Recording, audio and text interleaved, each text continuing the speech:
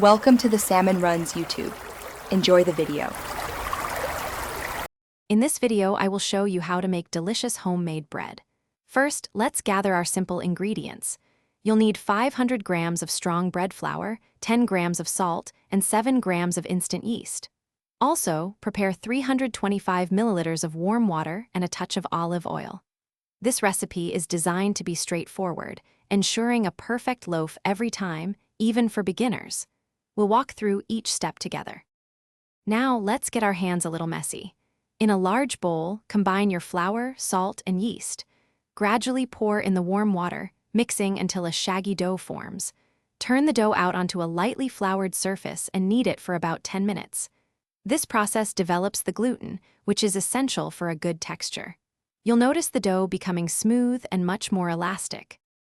After kneading, it's time for the first rise. Lightly oil a clean bowl, place your dough inside, cover it, and let it rest in a warm spot for about 1 hour. The dough should double in size. Once risen, gently punch it down to release the air. Now, carefully shape your dough into a loaf.